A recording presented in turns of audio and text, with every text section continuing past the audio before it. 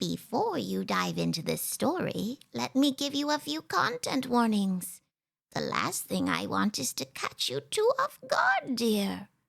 This tale may include death or reference to it, surreality, alcohol, smoking, unreality, and mild harm to children. But don't worry. While they may get some bumps and bruises, no children will die. Everyone who helped tell this story had a set of safety tools to use in case anything became triggering to them. But I want you to be safe as well. So if anything happens that is triggering to you, please do take care of yourself.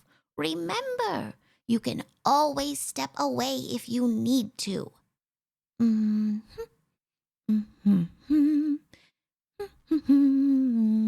Oh, well, now that we've gone through that, why don't we begin? Let's see what lies beyond the brook.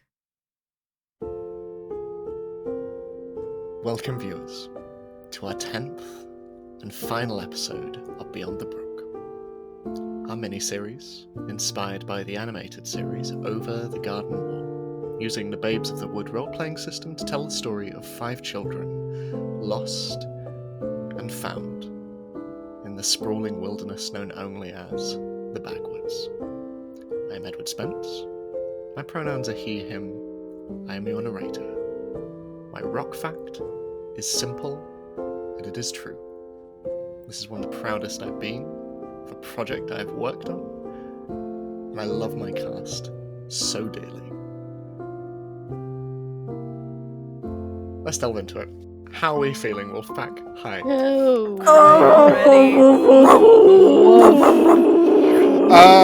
Let us go around and give our final rock facts of the season. Let's not start this on such a downer. Also, this is a season's worth of facial hair, so that's my other rock fact. Lexi. Wonderful, wonderful Lexi. Hi. Oh my goodness. My name's Lexi. I use he, she, they pronouns, and today I'm going to be playing Gustin, who uses he, him pronouns. My rock fact is that I am so committed to justice that as a baby, my first time walking was at a daycare center where I cracked open a little baby pen and stood on my legs, cracked open a baby pen, and let all the other kids out and just stood there. And my mom had to come pick me up. ACAB, all kindergartens are bastards. And Laurel. Laurel. Incredible Laurel. Hi, Laurel. Hi, my name's Laurel. My pronouns are she, they. I'm playing Angie. Her pronouns are she, her. And I make fangirl core content on the internet. You can find me as Laurel on Twitch and Laurel Rothamel everywhere else. And my rock fact is that, you remember how I jumped off of the stairs once to convince everybody that I was a witch? So I actually also did something similar at my school during recess. I tried to convince everybody I was a witch by climbing to the top of our jungle gym and jumping off of that. And I do remember what happened after that. I got knocked unconscious. And you know what? They didn't call my parents. My parents didn't. I found out about this when I was like 23. I told my parents, I was like, yeah, you guys remember when I did this? And they were like, no, this school did not tell us this happened. I stayed unconscious in the nurse's office for like, I don't know how long. Parents didn't know.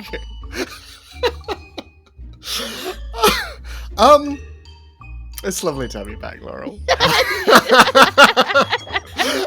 I'm just playing myself in this. C, darling, incredible C. Hi.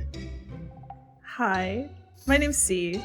I use they, them pronouns, as does my delightful Lou, who I have the absolute pleasure of playing for the last time tonight. No. And I'm going to hit you with a double whammy for my rock fact, because I was thinking about it, and I need to give a B rock fact, and then I also need to give perhaps the most unhinged rock fact that I have. I'll start with the most unhinged one, which is that my mom was abducted by aliens. So she says, and she found out that she was pregnant with me 2 weeks after that. So by all intents and purposes, I am an alien baby. But my other rock fact is that when I was working at a farm, I was picking snow peas, and a bee flew up my shorts and stung me in the ass twice, and I had to take my pants off and run through the fields screaming in order to escape. Which every time we talk about bees in this show, I relive that moment. Can we make an anime based off of you or something? 100%. You are so fucking cool. Oh my god. The many lives of C. And Maddie. Incredible, marvelous Maddie. Hi. Hi, I'm Maddie Duvernay. I use she, they pronouns. You can find me everywhere. Maddie Duvernay. I'm playing Ixia, who also uses she, they pronouns. My rock fact. I guess I'll go off of C's.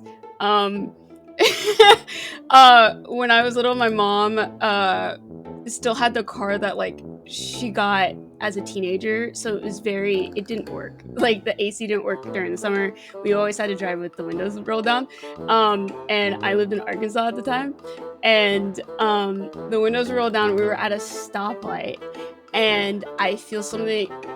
Also, I've always been a very small child, so my waist was always smaller than my hips, and so my jeans would always do that little thing where it protrudes out, in the back. And I felt something in my pants, and I went to grab whatever it was, and immediately got stung, and then it stung me twice on my ass, and then I pulled it out with my hand, and it was a hornet. Oh, jump scare. No! Worse than bees! Worse than bees! So, You and me, let's Maddie. go! And finally, last but certainly not least, Stella. Any Hello, bee facts? I've never been stung by a bee. They scare me. I run away. I'm not a bug person. If there's a bug, I run away. In fact, I guess this could be a rock fact. I am so adverse to bugs and arachnids and anything creepy crawly to the point where I will try to do everything I can to avoid dealing with them. Where there have been several times where I'm running a D&D campaign and my father plays as a player, and I'd be like, hey dad, if you take care of that spider, I'll give you a magic item. Has happened multiple times. Very nice. And he's like, no questions. He's like, I got you. Bargaining. He'll stop whatever he's doing. But yeah, I'm still Luna on TV on all our social media. I'm playing Penny, and we both use she, they pronouns. My actual rock fact was going to be that I believe in ghosts because I saw one.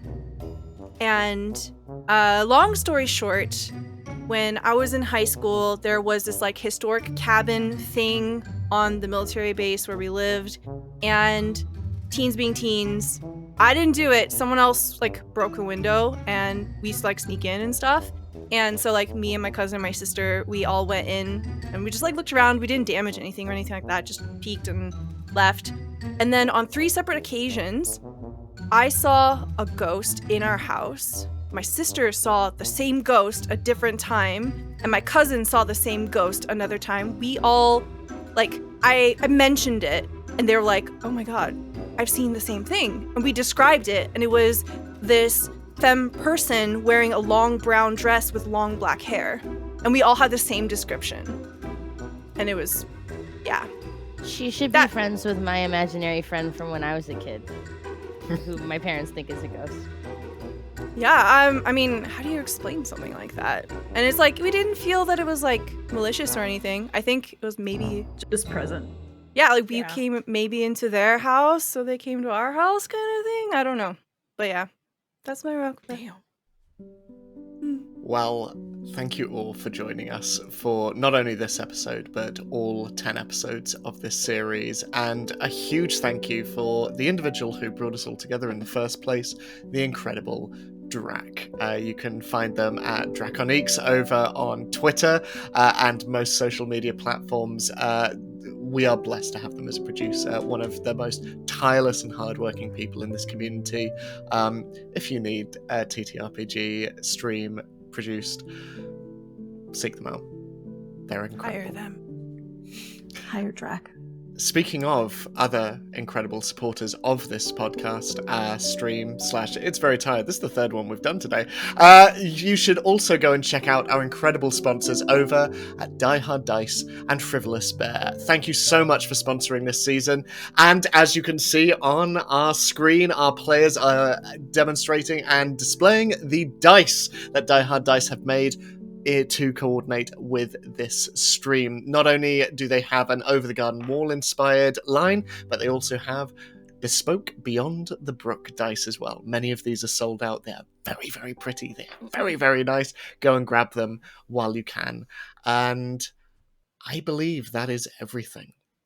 So, for one final time, let us delve once more into the Backwoods and close out our story in Chapter 10.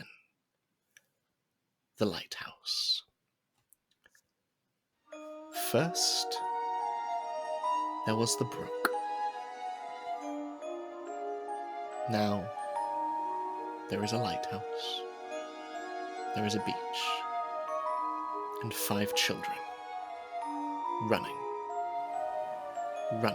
together. Cries. Squeals, hisses, screams, howls. All these sounds and more come from around, the shadowy legions of the fiend surrounding you on every side through the mists, as you see before you, breaking through the grey, the lighthouse. From the rocks upon which this tower stands, rocks against which the softly lapping waves of the grey waters ripple, you see a set of stone stairs curling round the exterior until coming to a small door built into the grey wall of the lighthouse. Beyond this, as your eyes move up, there is nothing but sheer grey stone disappearing into the mists above. And through this, barely, you see a cold, flickering light, and it is barely hanging on. You run towards this structure.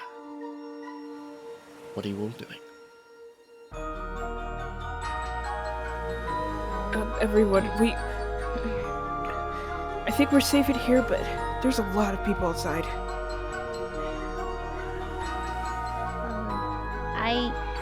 Angie's looking for the candle that she got from the witch's house, and she grabs her broom because it has the bellows that Gust received from the witch as well.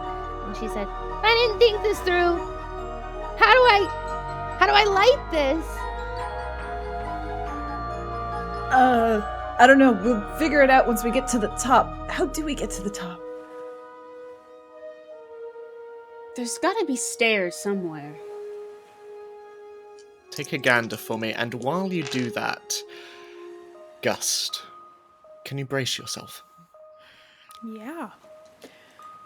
Sure. I got an 11. 11. You see that the only entrance into this lighthouse are the stairs that lead up from the rock into this singular wooden door. Gust, what did you roll? I got a 6. 6. Okay. You suffer the incoming harm, so take 1 harm and 1 XP, as suddenly pain shoots through your leg, and looking down, you see a rope around your ankle, and as you look back and you see this stretching rope going taut, you see a familiar figure dragging you through the sand towards him, as question marks scythe across his shoulder. The witch hunter walks forward. "Where art thou going in such a hurry?" And he pulls you towards him. The rest of you watch as Gust is literally flipped backwards, and Sprite and Lettuce go sprawling from his arms as he is just pulled back, his fingers digging into the sand. Hey! let go of my friend. brother! And Lou is gonna come forward and like try to grab onto Gust and try to grab onto the rope and wrench them both back. Okay, scoot It's away it. for me. Angie grabs onto Lou. Yeah, Ixia immediately goes up and joins. Penny will scoop up the copper bowl that they have and try to catch both lettuce and Sprite. Okay, if you can scoot away, Penny. The rest of you, brace yourself, I will say. Or one of you brace yourself with advantage, whichever you would rather. I got 10. Okay. I got 11. Okay. So I will say, as you all pull, you do so with so much force, the Witchfinder just and falls forward into the wet sand. As Penny, what did you roll? I rolled an 11. Expertly, you just boom, boom, as both Sprite and Lettuce just fall into the copper bowl, and Lettuce lands on his back and starts almost Beyblading around, just like as you see the Witchfinder just picking himself up as more shapes begin to emerge from out of the mist. And as you begin to untie the rope and run off, you just hear the Witchfinder, "You took my son!" And he is slowly pulling himself to his feet. What are all of you doing? So we aren't in the lighthouse yet. Not yet. You are running towards the bottom of the stairs. Okay. Are the stairs on the outside or on the inside? So they're on the outside, leading up to a small door that is inside the wall of the lighthouse. I think. Lou, I think, Angie- is at the... Please go ahead. No, you go. Lou is running at the back of the pack, making sure that everyone is in front of them and they can see everyone. And I think since they had been the one to grab Gust, they're kind of running alongside Gust and going, "Okay, I have dealt with that horrible human before, but nothing about a son. Do you have any idea what he's talking about right now?" Looks down at the brooch. Probably something having to do with my brooch. The gold thing? Yeah. Yeah, it's not really mine, I guess. It's not really mine. But I don't know. I didn't hurt anybody. I just took it, I guess. Okay, that sounds like a later problem, probably. Yeah, for sure. Let's keep running. Okay. Can I use my wind to carry, similarly to earlier in the season, just like kind of put the wind as swiftly underneath everyone's feet? Absolutely. So if you can make a scoot away check for me. Perfect. Will do. I'll say do so at advantage. Nice. The dice are favoring me. 10. 10. You just, as the mist, just almost like parting the Red Sea, just flies to either side, and there is just a clear path ahead of you, as all of you just feel underneath this gust of wind just elevate you, not only up the stairs, but to their top, as in front of you, you see a simple wooden door just indented into the lighthouse itself. You are elevated now, and you can see that all around on every side, there are rats scurrying through the sand. You can see that there are cats stalking forward, and sadly, you see wolves moving in. You can see bees hovering in the distance, and you also see the children of Denslow walking forward. You see Dorothy in her gingham gown amongst them, and you can see a number of the adults as well, all of them walking forward as though in a trance, as though asleep. But you are at the entrance of the lighthouse. Angie knocks. She goes, "Anyone there?" Oh wait, and then she goes to open it. As your hand touches the handle, it is odd. Almost as though it is meant for you, as there is a warmth as you open. And the door just creaks, and you are met with darkness inside. I'm a witch and I know how to use this. And she takes her candle out and she holds it forward, hoping that it will somehow light on its own. It does not. Poop. Well, get in, guys. And she walks in. Lou will be the last one in and looks kind of down at the beach looking at the wolves with a small amount of shame before their ears flick back and herd everyone inside. These wolves, as they creep forward, you can hear a number of them just... And as they see you, they are increasing this. But just over the crest of one of the sandy banks, you see, larger than the others, Mother Wolf, looking on. She bows her head. She does not move towards the lighthouse, as the door closes behind you. It takes a little while for your eyes to adjust, but you are met with a dark wooden room. Simple, cold, unlit. A rocking chair sits to one side next to a chilly fireplace, and a small wooden table stands upon a simple grey rug in the centre of this room. To your right, you see all around the edge of this hollow stone tower, moving up the inside, a set of wooden stairs curling up to a wooden ceiling, where you see a trapdoor leading to its top. There is only one other thing of note in this place. Photo frames, sitting upon the mantelpiece and hanging around the walls, though in this light you cannot see their content. But as far as you can tell, the 5 of you and your animals are alone. I will gently put down the copper bowl with Sprite and lettuce in it. And I'd like to try to apply honey to the inside of the door frame, maybe to make it difficult to open, maybe to jam it. Okay. Cause Good idea, Penny. mischief for me. Well, I can do that. The steam, that's a good one. I got both too. I'm gonna remove that. Use 2 XP. Okay, that's a 9. A 9. Okay, so something goes awry.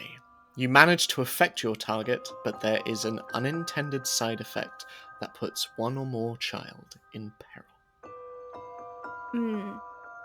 I apply so much honey to the door that my honey will be substantially minimized, so I won't be able to stretch as much, or whatever effect that I want to do next. It's going to be way more difficult. Okay. As this honey ekes around the edges of the door, and outside you just hear...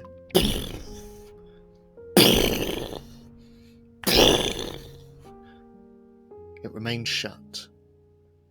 But as you look upon your friend, almost half their size in front of the door, you notice that the blackness around their fingers, around their elbows, has stretched all the way up to their torso.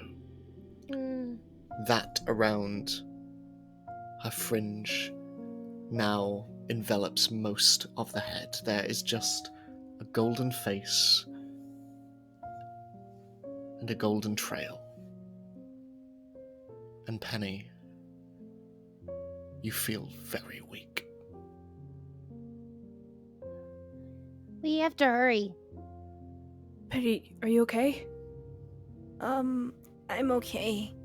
I think that's all I can do for the door right now. It's okay. That's That was really brave. Let's go upstairs. That's all we needed, I think. Okay. Well, lean on us, Penny. You don't have to give so much of yourself away, okay? Oh, I'll be okay. Okay. I'm scared of heights. I think I told you guys that before, but now we gotta go all the way up there. And,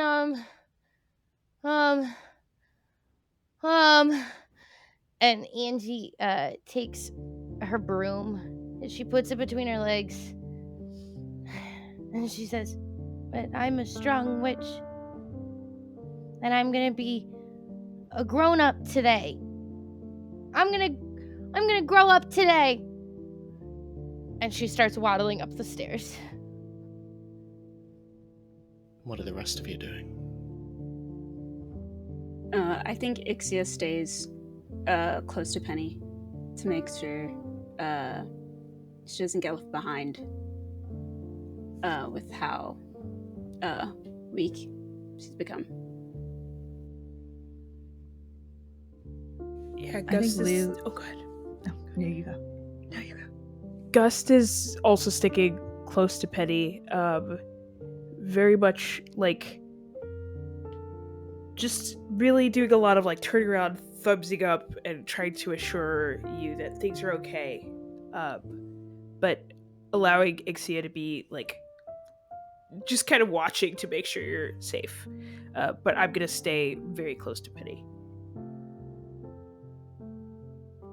I think Lou goes after Angie a little bit to make sure, and comes up beside her and looks down and goes, "You know you don't have to grow up right now, right? Would you feel better if you were flying or holding onto my ears? You can close your eyes if you want." That's very, very nice of you. But I think that if there's any time in my life where I need to be brave, it's right now. And, I want to do this not for me, but for everyone that has risked their life to keep me safe since I've been here. I can do this. Yeah, I know you can. But you don't have to be grown up to be brave. You already are. Whoa. You know, you're right, because I don't think my parents are very brave. Mm-hmm. But you're brave. I think you're a grown-up. Right? I'm not a grown-up, I'm a wolf. Oh, right. Oh. As you howl, it echoes up the stairs, vibrating within this hollow structure that you ascend, until eventually you reach its top. And pushing against the trapdoor above you, it creaks open and falls on the floor. And as you climb up, floorboards creaking underneath your light feet, the top of the lighthouse opens up to you. A domed roof above you, wooden rafters crisscrossing in the shadows, and on each side, windows look out into the grey mist that lowers all around. Hardly any light penetrates this small, cramped room from the outside world, and in its centre, standing still and cold, you see a large glass lantern, slowly turning on its axis, and inside, barely flickering, you see a white flame, barely holding on against some invisible breeze. It gasps in and out of view, occasionally threatening to disappear entirely.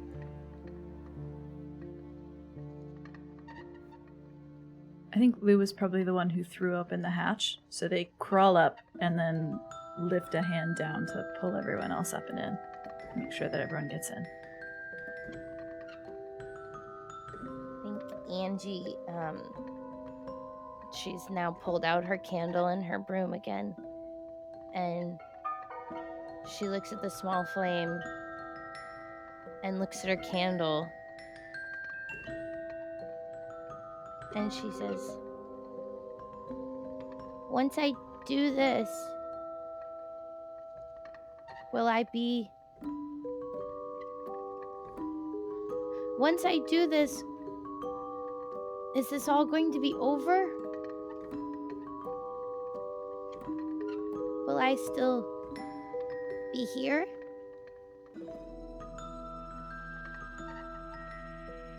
I don't think any of us are sure about exactly what's going to happen. But I can tell you. And descending from the shadows, mingling and coagulating, sloping down from above and onto the floor in front of you, silent and eerie, a figure made of darkness appears, large, circular white eyes boring into your souls. And if you want any hope of seeing your sister again, I would give me the candle. And he reaches out a hand to you, Angie. Angie steps back and moves her candle away out of his reach. She says, I've learned the hard way that I can be too trusting. And I don't know you like that. And you're the reason that I don't know where my sister is. No.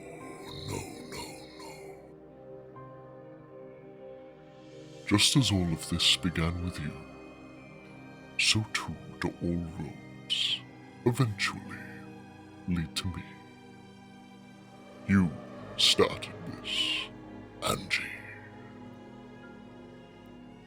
That flicker of doubt in your head.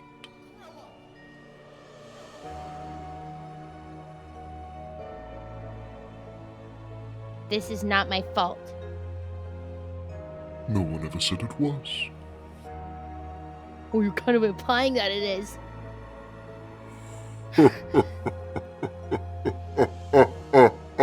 And this laugh echoes around.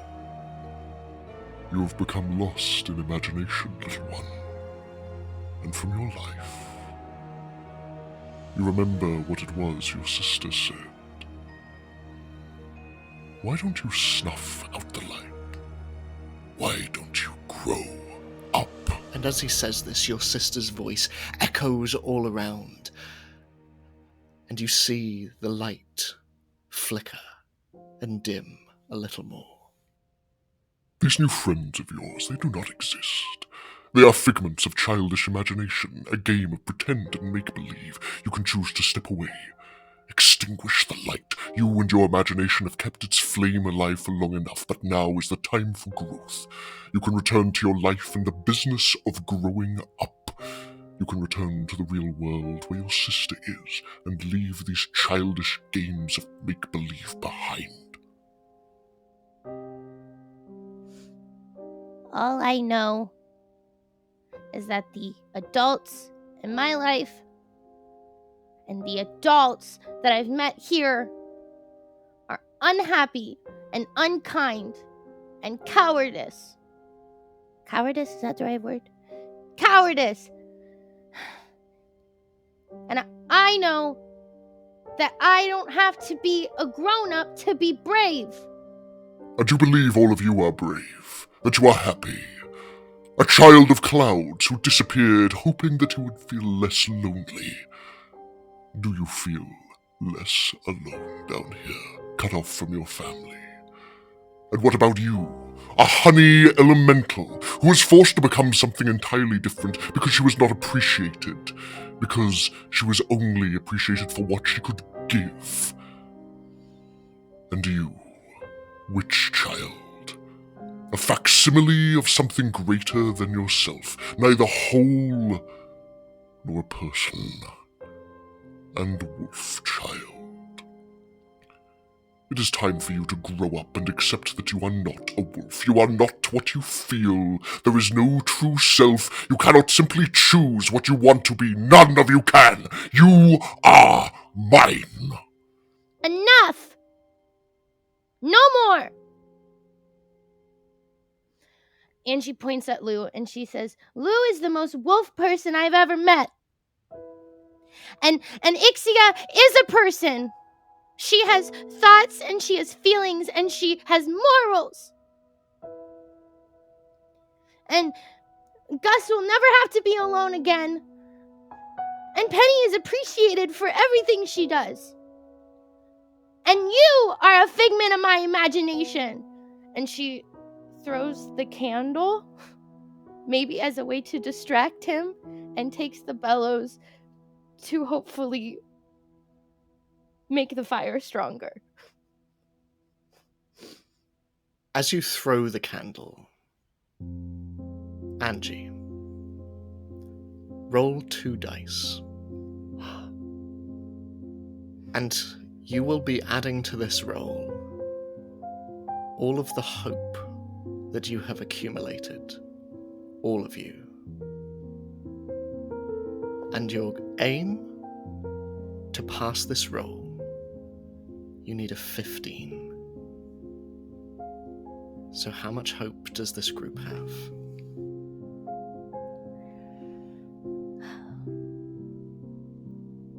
Angie only has 1. Okay.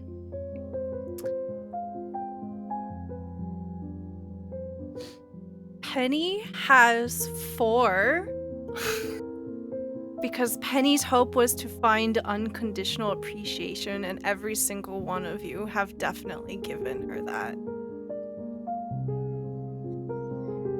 I won't lie to you, I haven't been tracking this, but my hope written down is to become a true wolf and to become part of the pack, which I feel like is true.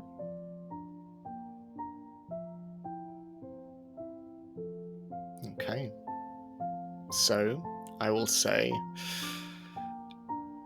let's average that out. 2 for Lou, 4 for Penny, so that's 6, and 1 I have 1 hope. for Angie. And I also for have Ixia. 1. Okay, so let me do the math. 9. So you only need to roll a 6, Angie, to pass this. This is for my found family. First roll is a 2.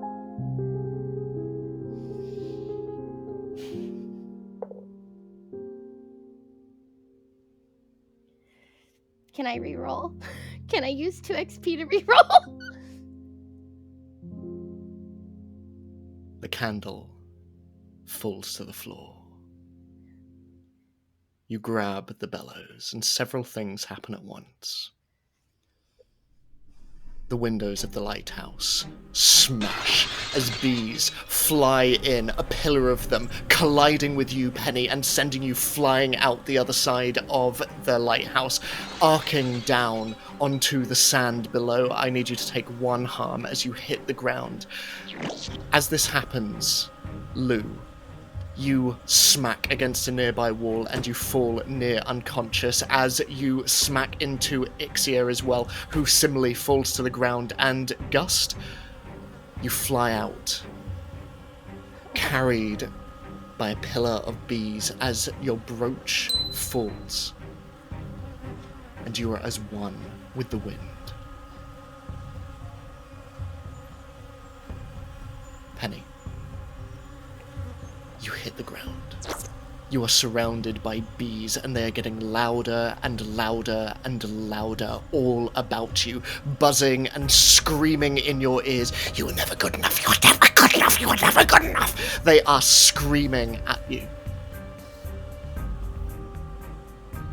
Ixia, you kneel over Lou, unconscious on the ground, and Gust, as you float, up and up and up. You feel yourself becoming one with the sky once more. No. Gust, can you face your fear?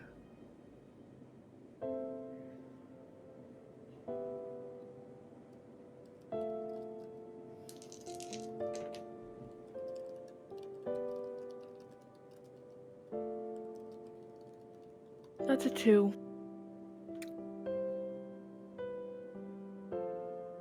As you float, you feel a voice. It is your voice. It is your family's voice. It is our voice. Why did you want to leave?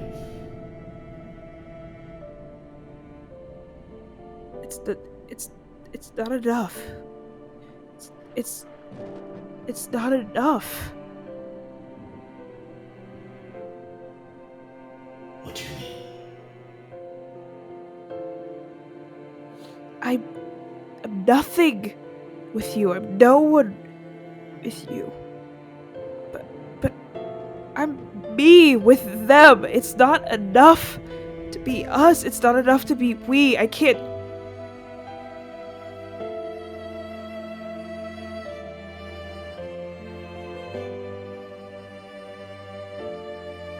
I can't do it.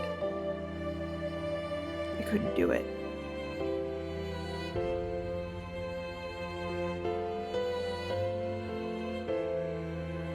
Do you know how we found us over and over?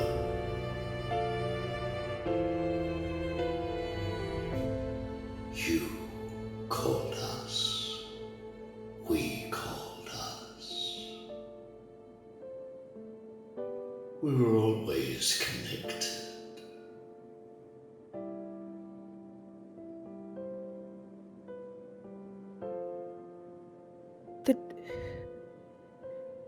Then let me go back.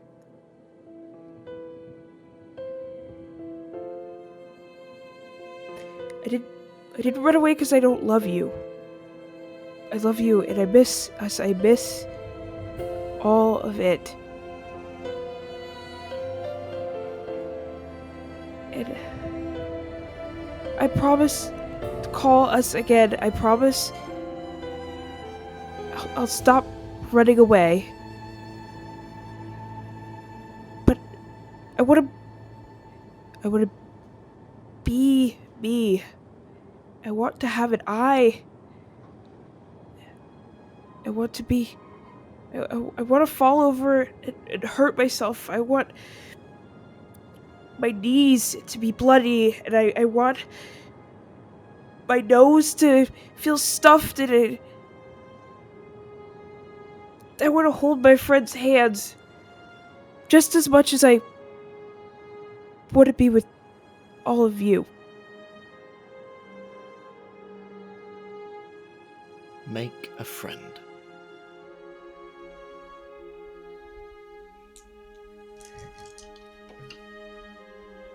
Eight. They are hesitant, but you choose one of the following. They ask you to make an unbreakable promise, or they require a valuable gift in exchange.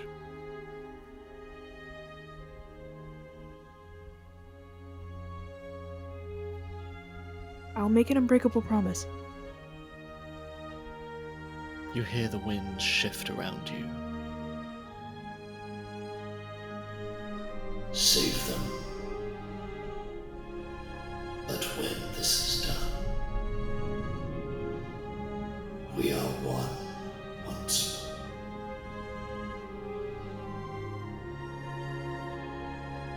Okay. Okay. The deal made. You are let go. And you begin to fall. As on the ground, Penny, accosted by the corrupted members of your family, all screaming at you, Can you face your fear? Mm. 7. Okay. So you can choose to succeed or not and reduce your fear by 1 as black surrounds you. Your vision is clouded. All you hear is screaming and buzzing and wings and chaos. I will choose to succeed. But I take a fear. You take nothing. You just succeed. Oh, okay. I will succeed.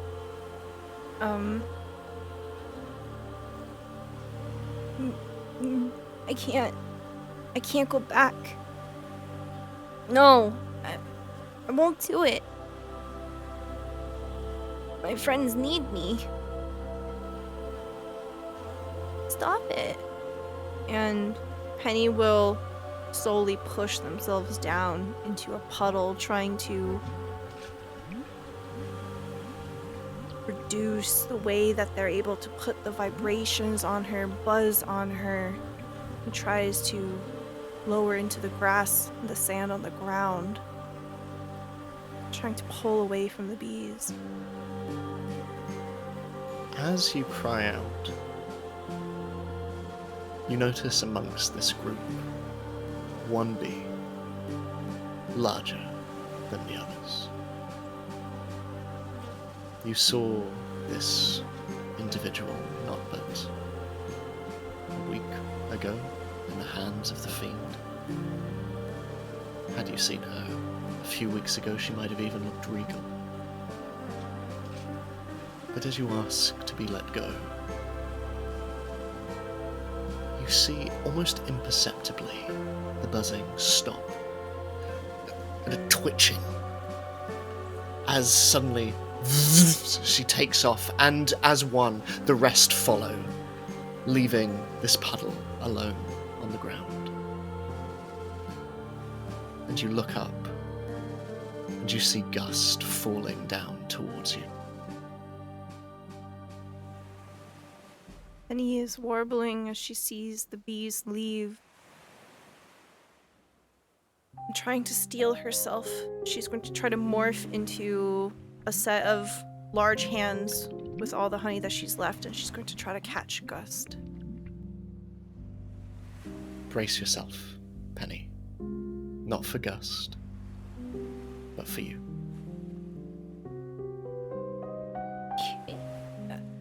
Plus 4. You take 1 harm and 1 XP. As Gust, you fall. You are cushioned as you land on the ground. But as you pick yourself up and look all around, honey is everywhere, spread out around. And off to one side, almost separate from the rest, attached only by a small string, you see a face, barely hanging on.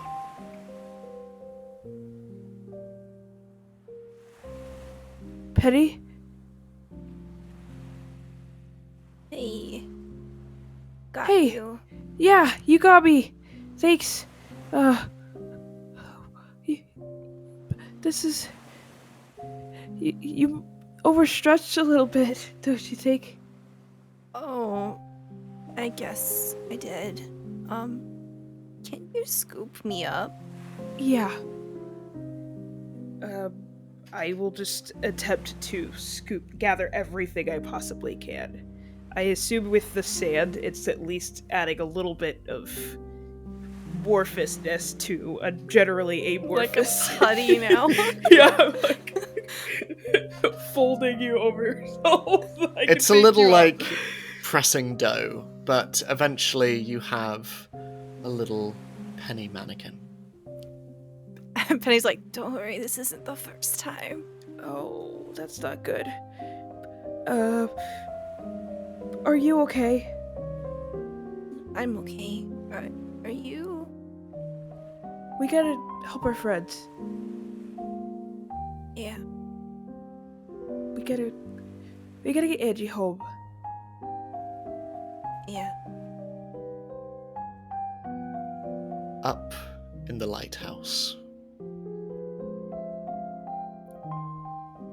Lou. Face your fear.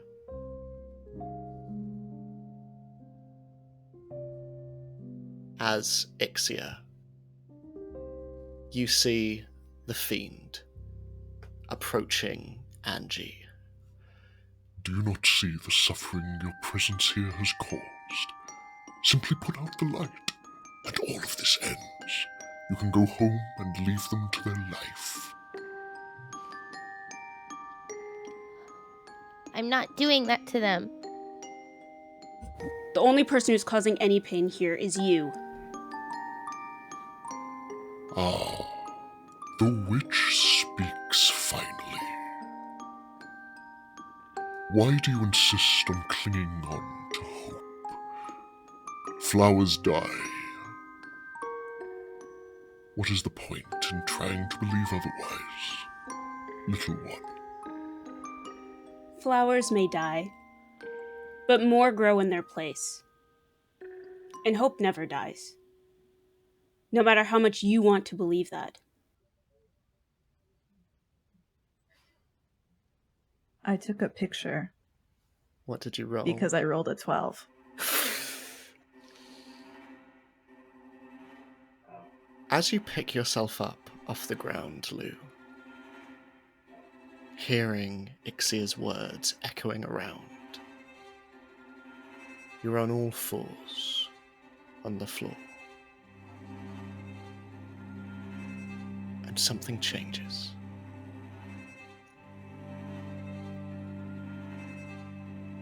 Lou, can you describe what happens as you turn into a wolf? Let's fucking go! In a mirror, it happens again that a snarl, teeth appear the same color as their hair, their fur just kind of erupts out of them, and Lou jumps over Angie and Ixia, snarling at the fiend. Hackles raised, claws kind of scrabbling uneasily, and in their ear is a fish hook that flicks back to their friends. And they are a person and they are a wolf at once, like two images that you could shift back and forth to see the same thing. And yes, it's Lou as a wolf, and also it's Lou standing there on their own 2 feet, smiling. They snarl just once, snap their teeth at the fiend, and then turn around. They look at Ixia. They smile. Her words emboldening them. As always, the harmony against which their howl sings. And they get down, brushing their nose against Angie's hair. You don't have to be afraid of the woods, Angie. You don't have to be afraid of the dark. Okay? Mother Wolf always says that being brave doesn't mean you're not scared. Being brave is being scared and doing what's right anyway. I believe in you. Angie gives you a little kiss on your wolf cheek. And she says, "You're right." And she's going to try again with the bellows. Can you make the same roll again? Add hope. And this time, I also want you to add everybody's accumulated friendship.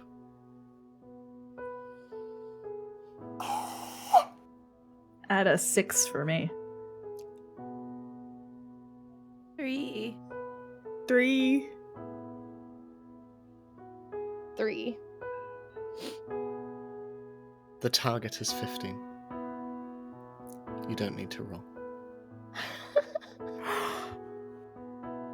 As gust, wind lifting you up as you hold Penny in your hands, you find yourself landing down within the top of the lighthouse. As before you see Ixia, you see Angie, you see a transformed, and yet there all along Lou, and you see the fiend shrinking back, shrinking as Angie.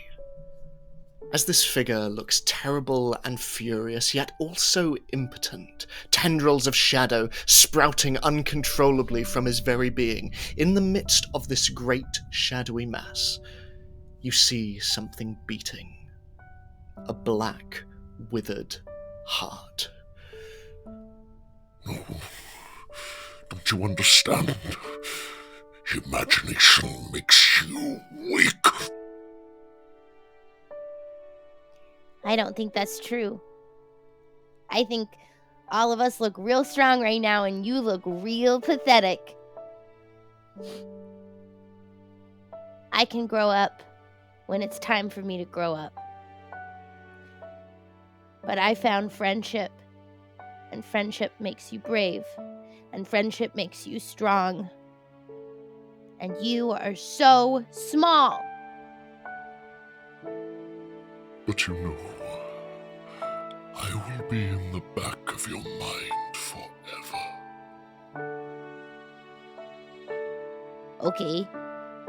So it's like a bunch of memories I don't want to remember, and a stupid boy that picks on me on the playground. I'll forget about you. But I won't forget about these guys. The fiend is now shorter than you are, Angie, and just looking around at all of you, begins to descend down into the floorboards, through the cracks, sloughing like oil. The candle remains on the floorboards. I pick up the candle and I hold it out to all of my friends. And how's the fire looking in the lantern?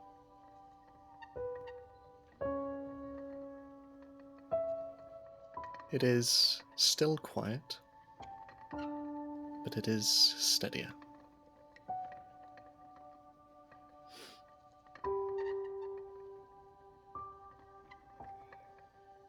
I think I'm gonna grab everybody's hands so we can all hold the candle together. And I look at everybody. I say, I don't know what I'm doing. But I think we could do this together. And I want to put the candle in the lighthouse light, in the lantern. The wick hovers there for a moment, against the light pink of the wax. Your sister's favourite colour. What happens in the backwoods? As the light within, this glass casing suddenly springs up, bright and colourful, resplendent and strong.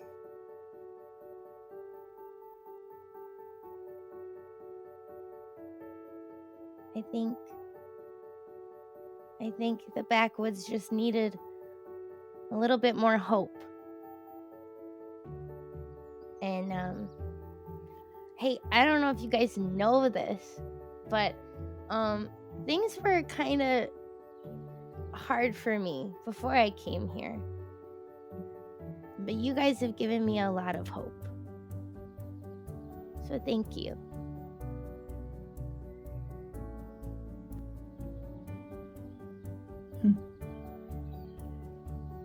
Thank you. Which? I got a lot of hope too from everyone. Angie, if it weren't for you, I wouldn't even exist. So, thank you.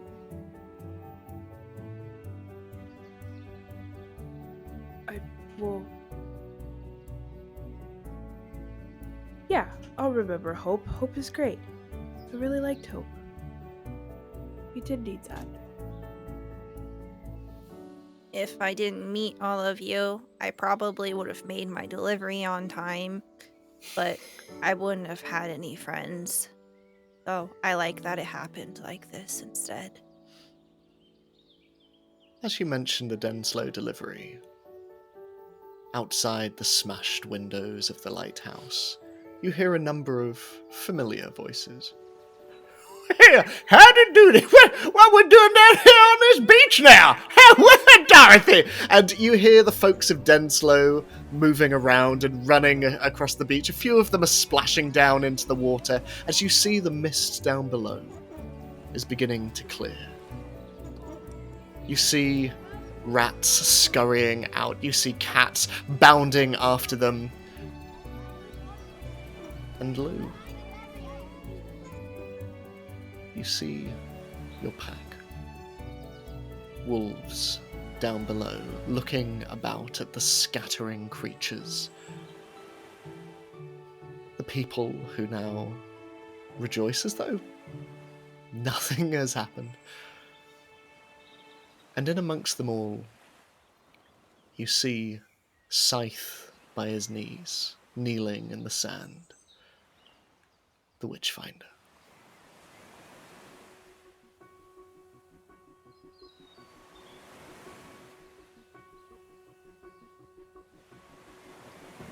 Lou, when they look, I think, is a person wolf? Is a wolf person?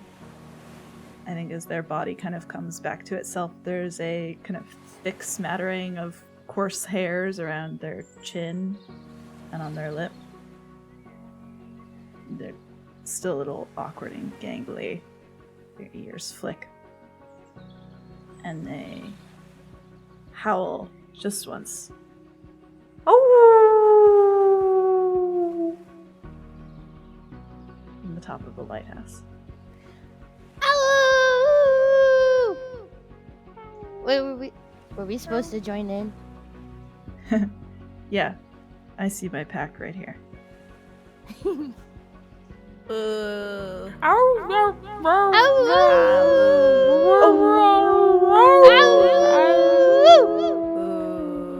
This cry is heard throughout the Backwoods, and it is answered by the pack below. As you descend the lighthouse in time, moving down the stairs, you see the photo frames.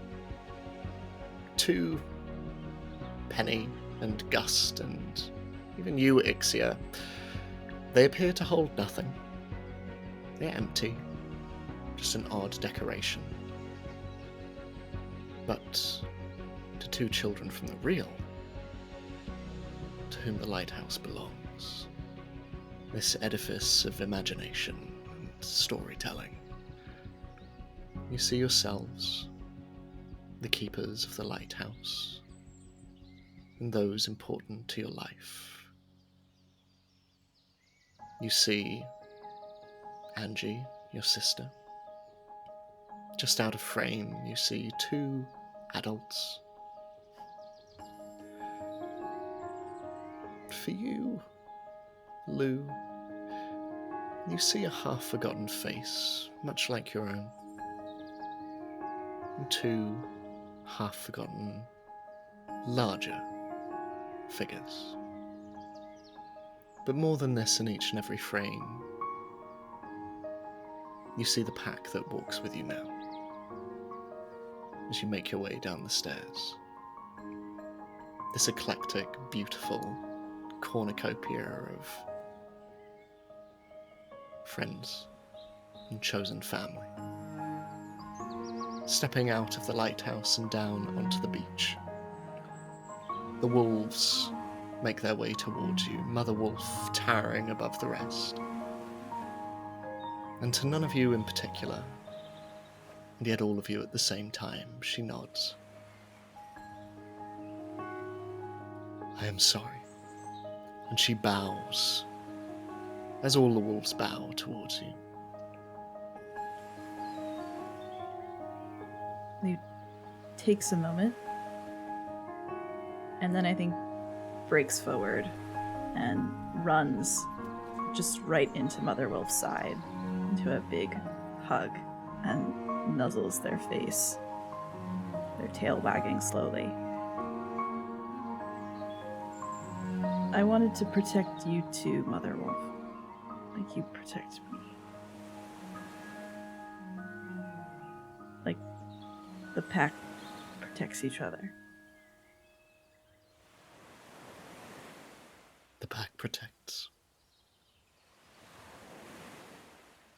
And she nuzzles you.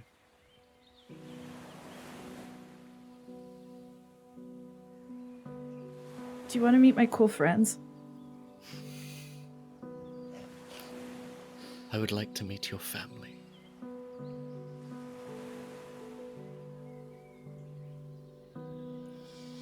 Hey, Ixia, this is my mom!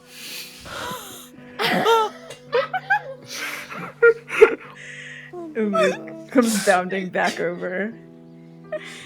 Tail wagging. As introductions are made, Gust, you see that buried in the sand, there is a brooch, in front of which kneels the Witchfinder, just tentatively, just stroking it.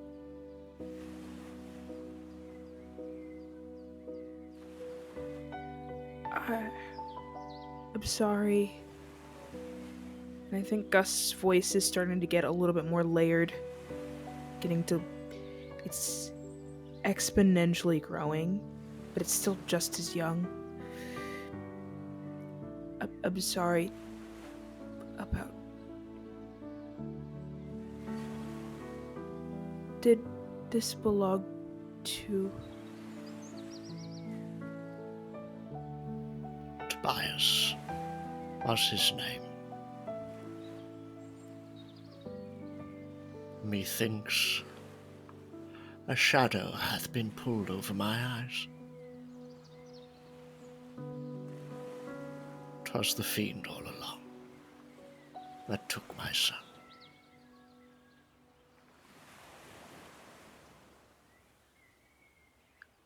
Tobias lives no more. I am alone.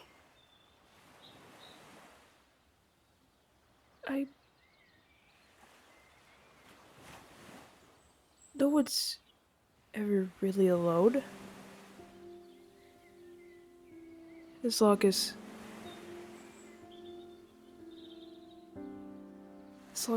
the wind is in the air, and the trees grow, and the flowers bloom, the lighthouse stays lit, and the people laugh. There is no end to the people around you, and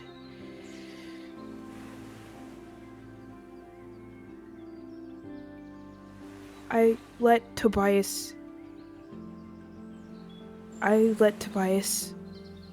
make me who I am. And it seems like Tobias also made you who you are. And I think that matters, is that you have all these people here, like, look at the beach, so many people here. Can't be alone like this. Dot, if your love for him is truly what guides you,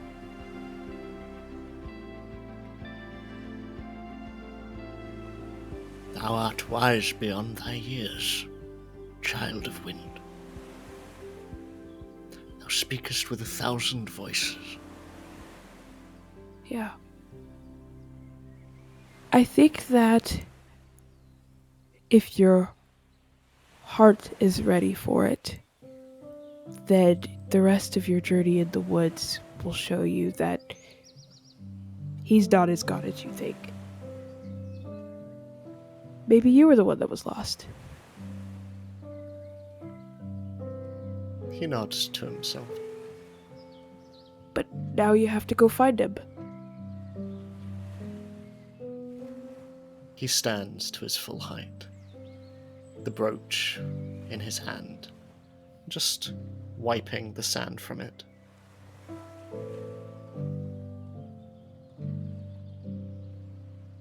I believe it would look better upon thy chest than upon mine. Well, I would like to wear it, but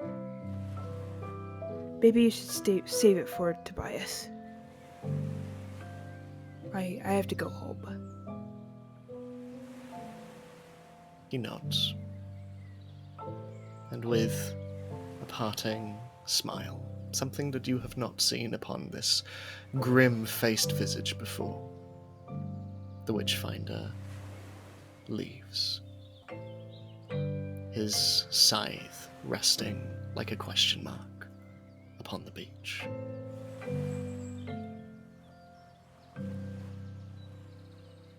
Angie, your sister is not here, but you feel, if she is anywhere, it is where you came from.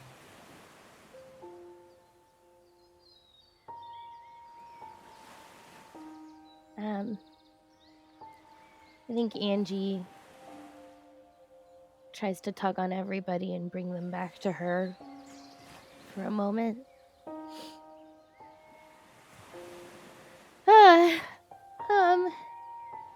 So we did that.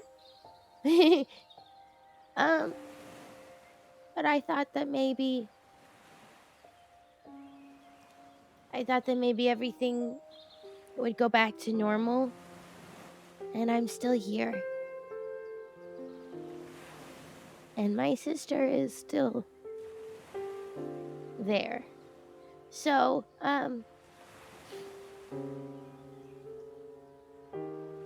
don't know what to do. I don't know what to do. Mother Wolf just bends down and, whispering in your ear, Lou, sometimes the best place to find an answer is retracing one's steps. I will leave you alone. She turns and all of the wolves just bow and start to head off down the beach, leaving the 5 of you alone.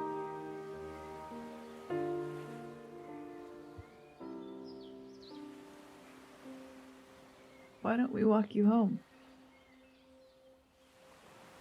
Yeah. We can all go together. Make sure you find your way back. We could hold hands. But, if I leave... if I leave, then...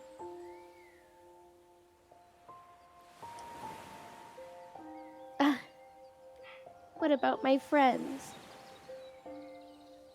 I'll never see you again? I mean, you never meet someone once. You'll come back. You'll see us again. You'll find us.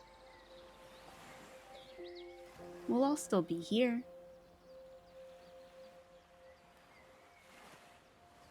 Yeah, you run away a lot, and we found you every time since then. That's funny.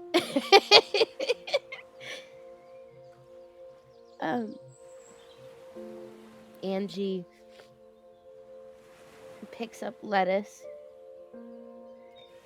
and she gives him a big kiss on his shell. And she says, I know my mom and dad are not going to let me keep him. And since you guys gave me this present, and she holds up the broom that you guys made her,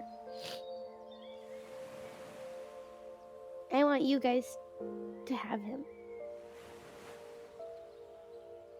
You can call him Lettuce, or you could call him Max, or whatever he said his name was, but maybe when you look at his cute little face, you'll think of me, because I have a cute little face too. I don't think any of us will ever forget your face, Angie.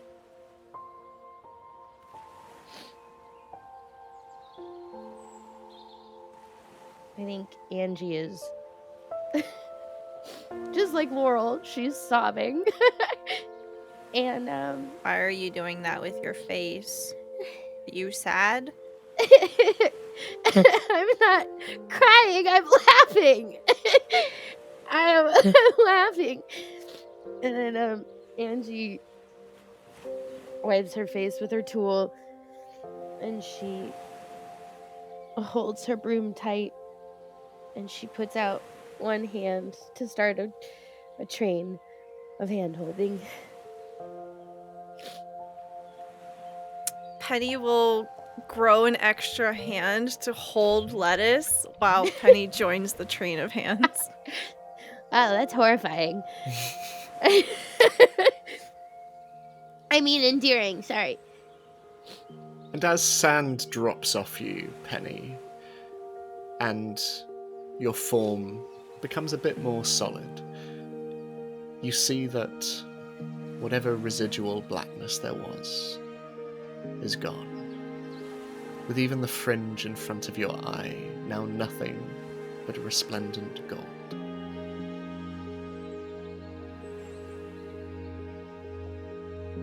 Wow.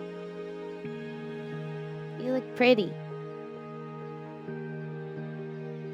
Okay.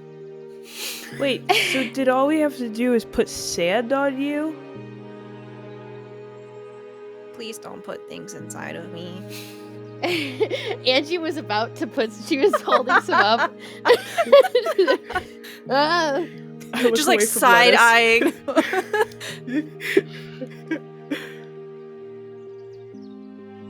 Thanks for being brave with me, Penny.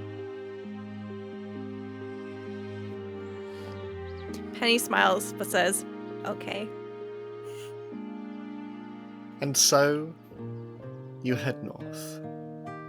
And on the way, you see many familiar sights. A broken estate, filled with scattered black and white clothing, increasingly becoming overgrown. You come to your hive, Penny, on your way back. Golden, beautiful, bees flying around, and all of them yellow and black, and all of them crying out, Mister, I missed your voice, I missed your laugh, I missed the way that your wings flap, I missed your sense of humor. And they are flying around in a much more erratic pattern than you are used to. You pass this. You pass and cross an old bridge upon which you can see a rival frog and a rival toad having a tea party, and they very, very tensely hold up their china cups towards you as you pass. You wait upon a familiar, small train station, upon which sits a very familiar, besuited possum, who immediately runs to you, Gus, and embraces you in a big hug, and tells you all about the gigs that he has performed in as you wait for the Puffing Beverly. You see the cook and the driver are up front, and he reassures you, Ixia, that yes, he has definitely remembered her eye colour, and it damn, and immediately disappears back into the train. You arrive back in Denslow. The Emerald Festival is still being celebrated as people dance around the maypole. And you are around a day away from the brook when you come upon another familiar sight. A rather defeated and familiar-looking figure. You see the old circus master, Thomas Tenniel, spherical body slumped down upon long, thin legs, pale head in his hands, and he looks up at all of you as you walk by.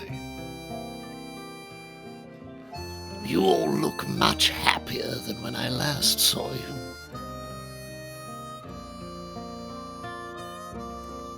That's a coincidence, because you look extra sad.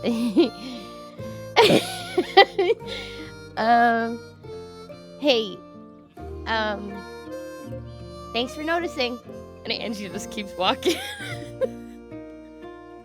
Penny just has an arm sticking out of their back holding a turtle up in the air.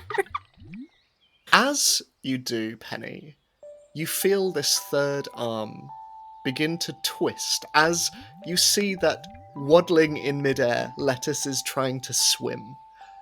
And you see his head just poking out towards Tenniel, who sits by the roadside. Penny doesn't resist. It's like a free leash kind of thing, right? Where the entire time, wherever Lettuce wants to go, just like floating through the air. You just hear a as Lettuce, the turtle, just falls to the ground. And Tenniel looks up at this slowly waddling animal. Mock.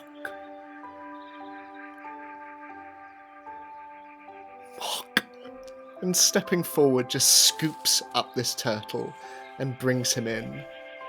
And you watch as the joy of a young boy returns to this face, as he brings the turtle into a hug.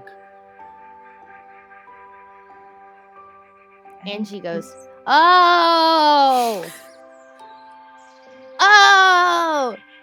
I think as this is happening, Lou leans over to Ixia and goes, "You know, I think the circus was the first time that I realized that I had a crush on you was because you were so cool and super brave and so awesome." And then they realize like what they have said out loud, and they kind of clamp their jaws shut. I mean, Ixia's eyes are wide and is just staring at Lou. And then they quickly peck them on the cheek.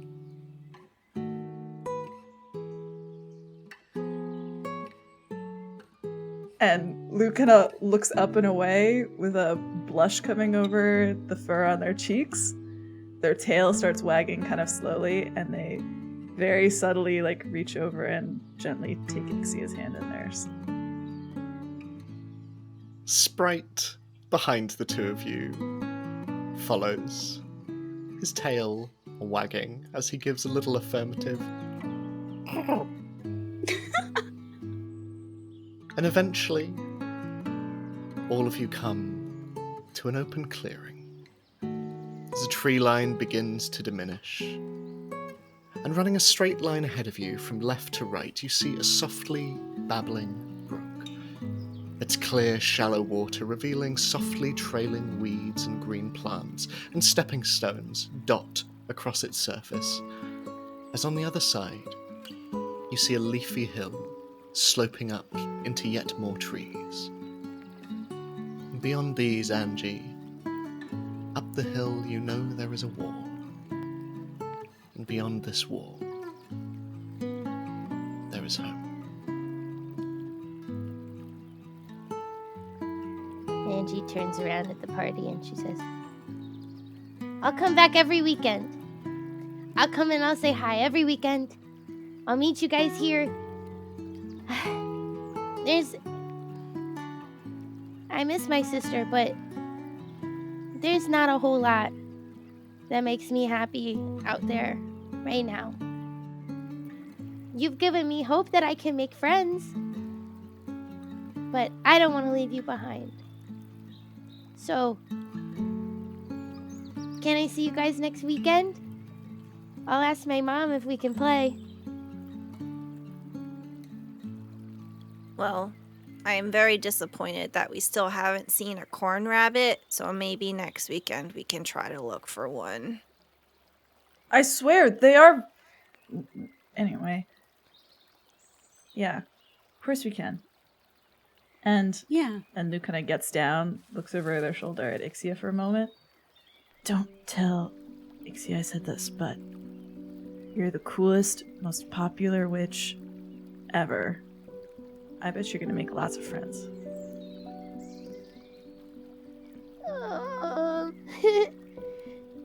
Angie blushes. And if anyone's mean to you, remember that you can bite them. Oh, you know it. I'm gonna... You guys convince me I'm a witch. I'm gonna use my spells. And you can take this if you need to power up.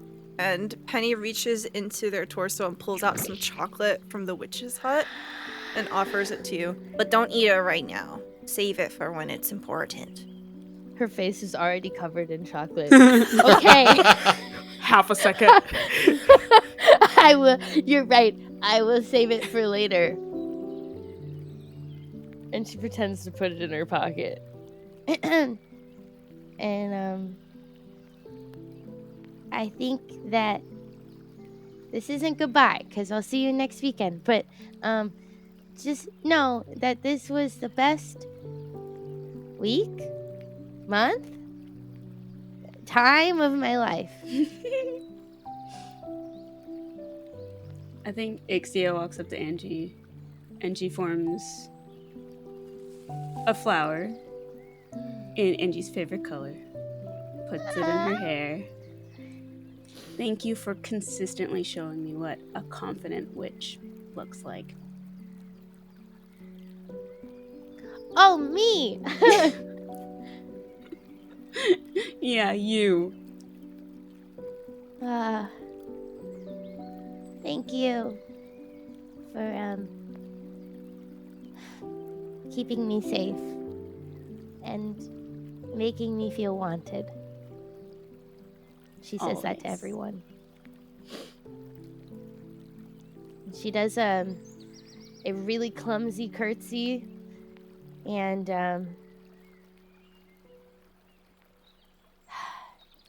she takes one of the fake leaves from her witch hat, and she says, "Since you guys couldn't keep the turtle, here." And she gives it to Ixia, and then she does another clumsy curtsy, and she starts to run home. She trips a little. You run across the stepping stones over the brook, throwing your gaze back every so often to see these 4 individuals on the other side. Climbing, clambering, crawling up the hill until eventually coming to an old wall. Sunlight. Sunlight streams into your eyes as you clamber over, and as you tumble onto long grass and hard ground on the other side, you are faced with a familiar sight. An old, abandoned house. Its peeling walls covered in graffiti and its windows boarded up, but unlike the last time you saw it, steeped in darkness and the chill Halloween air, in this fading afternoon sun, there is always something beautiful about it, as orange light glints against the brickwork and wood. But these beautiful sights, you hardly register. For walking amongst the long grass, wearing jeans and a thick woolen jumper, hat and scarf, you see your sister, Lizzie, her eyes desperate and tired as she cups her hands around her mouth and cries out, "Angie! Angie!" Angie makes her wait a little bit. Slay. And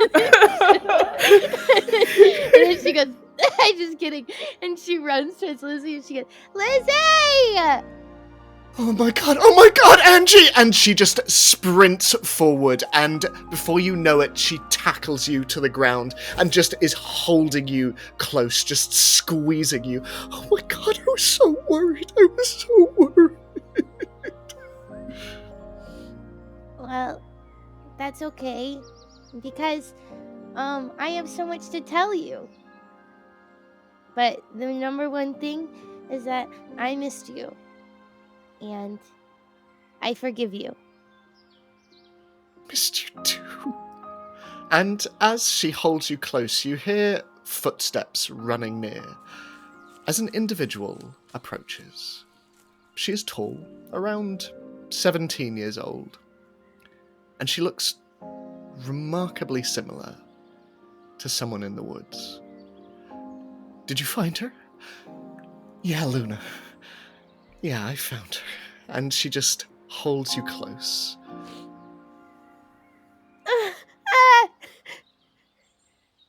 Down in the woods, beyond the brook. The truth is that the four of you never see Angie again.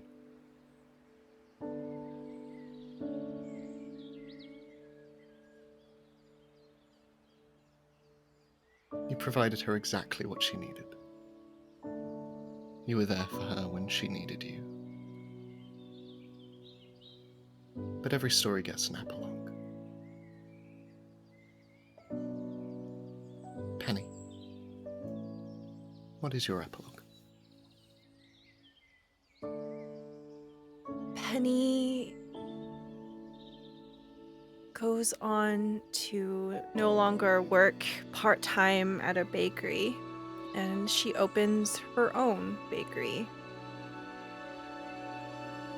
And her favorite thing is that she doesn't have to make anything for anyone unless she wants to. So the bakery has extremely erratic hours, and it's only open like maybe 2 days a week. And Penny spends the rest of their time around flowers, around open fields with lots of wind. And she might eventually go back home, but she never stays for very long. You're always a welcome sight around the area.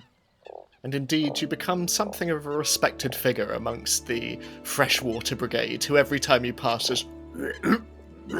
and you're always allowed to pass. No hassle at all. And your family. Your family spread out too. Confined no longer to the hive. They come and visit occasionally. Not just for the sweet treats that you make, obviously, but... they embrace change. Change is constant. Like the wind, blowing through the trees and the flowers as gust. What is your epilogue? There's a long walk. There's a very long walk to rejoin Gust's family. And I think that Gust does like a one last hurrah, kind of like walk around the forest. I don't know when the four of them kind of split ways, but I don't think he ever says that he's not going to be around. But he finally rejoins his family. He makes it to the North Wind. He becomes we. Except the added tidbit that sometimes he does pull them close to Penny's bakery. He does pull the wind closer to any flower trails kind of in the forest, loose kind of walking around, or like lush flowers laying in paths. There is a sense of how much he brings to his family and how much more powerful they are together. But every once in a while, he's able to break free and just check in on his friends and make sure that no one's alone. They aren't. As you fly by overhead, you see all that remains constant within the Backwoods, and you see all that is different. You see an old man reunited with a son in front of an old cabin you are very, very familiar with. You see Penny making, baking, travelling. You see other figures too. Ixia, what is your epilogue? I think Ixia spends most of their time walking and roaming the woods, supporting all the flowers where she can. She enjoys her time with Lou, and I think she also makes her own flower shop with different bouquets that were made in inspiration of all of the family that she finally made. Occasionally you see Penny moving between destinations, and Penny, are there any other additions that you have made to your house? Yes, Penny sets up pinwheels to her bakery so she knows whenever Gust is in town.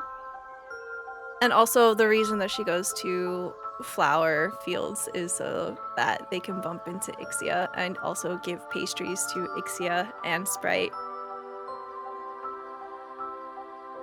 And with this ephemeral connection between you all, Lou, what is your epilogue? Lou is a wolf. They love their mother, but eventually they take to wandering.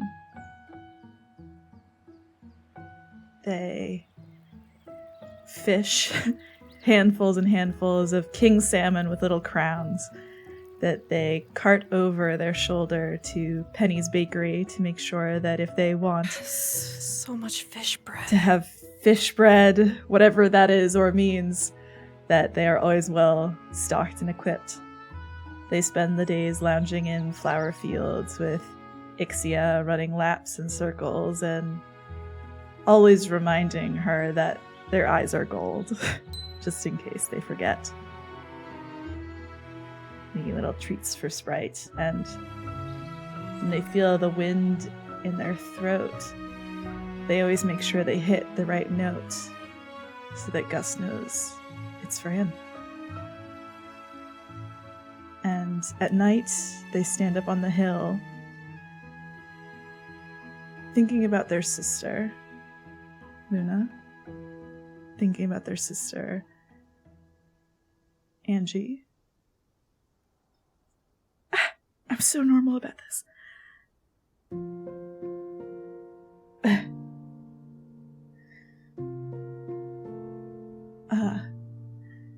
At night, Lou howls so loud that they know that wherever Angie is, she can hear them. And Gus and Ixia and Penny too. On one of these nights, as you return from the hill, you return to Ixia. You see a figure in the forest,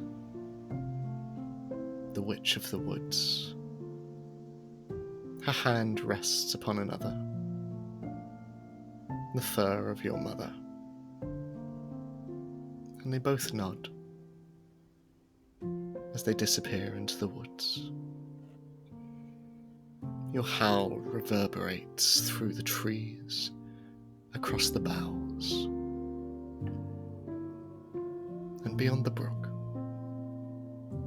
to you. Angie, the next few days feel like something of a dream. The next weekend you return to the wall. It is just a wall. You hop over it and climb.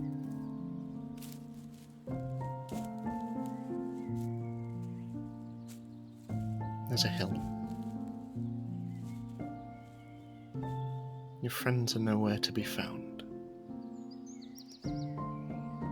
At least, not in the places you would expect. For over the next few days, as you spend time with your sister and Luna, as you walk the streets, there is something strange about the way that small gusts of wind ruffle at your hair as you walk down the streets. The smells of flowers that stand about the town. A small bee that occasionally rests upon your windowsill as you wake in the morning. And when the moon is at its highest, the sound of howling. But the strangest of these sights comes near Christmas, as you and your family walk past an old flower shop. Inside, there are beautiful bouquets and displays almost obscuring the shop within, but sat outside on the front porch, next to 2 steaming mugs of cocoa, you see the owner of the shop. A beautiful woman, with cascading red hair, wild, through which flowers are woven, beautiful brown features, wearing an oversized cardigan that all but cascades over her hands as she braids the long red hair of a near-identical little girl who sits in front of her. As she does so, they both pore over a math book that the little girl has. So, if I is 2, and A is 3, what is I times IA? Times? It's the X. What is IXIA? And tucked underneath the little girl's arm, you see something else. A small, stuffed toy. A little red fox. Hey! You look ahead and your sister is stood there. You coming? Oh. Yeah, sorry, got distracted. And, I run to catch up with her. Beyond the town, there lies an old abandoned house. Beyond the ancient house, there sits a wall. Beyond the crumbling wall, there runs a babbling brook. And beyond the brook, who knows? For imagination is boundless, sprawling, wild. And it is beautiful. For what is imagination if not a guiding light shining out into a dark world? What is make-believe if not an act of hope? And what are stories if not an act of giving? What are endings? That I can't tell you. For they are whatever you make of them. And so it is that we come to the end, and we close our book. Until next time.